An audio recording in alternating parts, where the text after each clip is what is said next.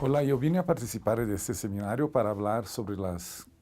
modalidades de cooperación sur-sur de Brasil, sobre todo en los años más recientes, y también con una particularidad de las modalidades de cooperación sur-sur en el ámbito de la educación superior. Bueno, Brasil no ha inaugurado sus políticas y programas de cooperación sur-sur en los años de los gobiernos de Lula y Dilma Rousseff. Los primeros proyectos, de hecho, son más antiguos, ya de los años, fines de los años 60, principios de los años 70, en materia de cooperación técnica con otros países en desarrollo. Pero de hecho, uno tiene que reconocer que en los años de los gobiernos petistas, como decimos en Brasil, hubo un crecimiento sin precedentes de las distintas formas de cooperación con otros países en desarrollo, porque eso estaba muy atado con la política exterior que Brasil implementaba en estos momentos, lo que llamamos en Brasil de política exterior muy activa, muy dinámica, conducida durante los primeros 8 años del gobierno, de los 2 mandatos del presidente Lula, por el embajador Celso Amorim. Y entonces las relaciones sur-sur y las formas de cooperación sur-sur en materia de cultura, de educación, en operaciones y misiones de paz, en cooperación en términos de cooperación técnica, pero también la cooperación en materia de defensa, se han convertido en ejes muy estratégicos de la política exterior de Brasil bajo los gobiernos petistas. En el ámbito específico de la educación superior, otra vez más, uno tiene que reconocer que esta política de atracción de estudiantes, sobre todo latinoamericanos y africanos de los países de lengua portuguesa, es decir, Angola, Mozambique, Guinea-Bissau, Cabo Verde y São Tomé y Príncipe del continente africano, son los 2 grupos que han beneficiado enormemente de las becas y de la apertura de vacantes en las universidades públicas brasileñas. Y estos programas, como había dicho, han empezado en los años 60 con los intercambios en los cursos de grado y a partir de los años 70 en los cursos de posgrado en Brasil, para estos 2 grandes grupos geográficos de estudiantes.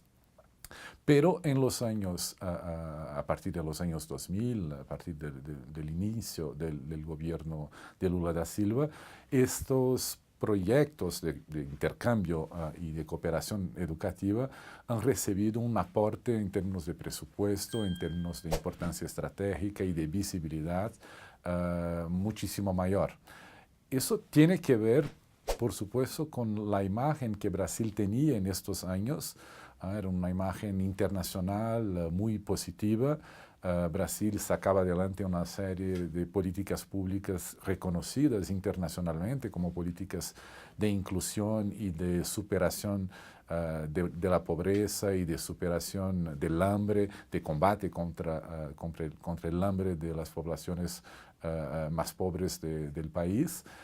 Pero también en términos de expansión de las universidades públicas, que hubo una inversión muy importante en estos años y que colaboraron para que Brasil recibiera más estudiantes de grado y de posgrado en materia de cooperación educativa, en educación superior específicamente. Y una de las cuestiones que hoy día, después de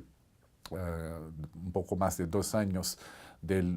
proceso de impeachment muy controversial de Dilma Rousseff y los corolarios asociados a ese proceso hasta los días actuales, una de las grandes preguntas que cabe a nosotros formular es justamente sobre el poder de seducción y el poder de atracción que un Brasil de hoy podrá quizás ejercer sobre los jóvenes estudiantes de grado y de posgrado para venir a estudiar en Brasil. Si la cooperación educativa es un instrumento de poder blando importante, Bueno, cuando la capacidad de seducción, la capacidad de atracción de Brasil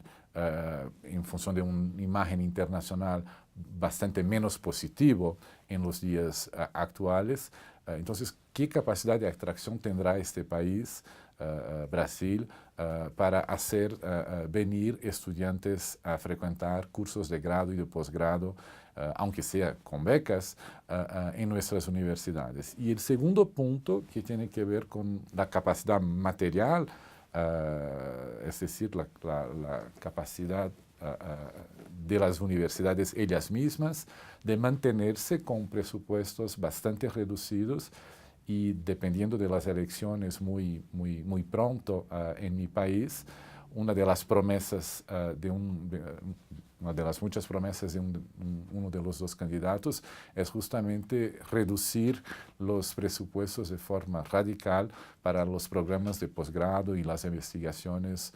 sobre todo en el ámbito de las ciencias sociales y las humanidades. Y entonces, como sin un poder de seducción y de atracción y sin la capacidad instalada de las universidades públicas que concentran más del 90% de la capacidad de investigación en Brasil, sin estos dos ejes, estas dos bases importantes, una inmaterial y la otra material, ¿cómo garantizar la continuidad de una política de cooperación sur-sur en el ámbito educativo y sobre todo en el ámbito de la educación superior? Es una grande interrogante para Brasil en los días actuales.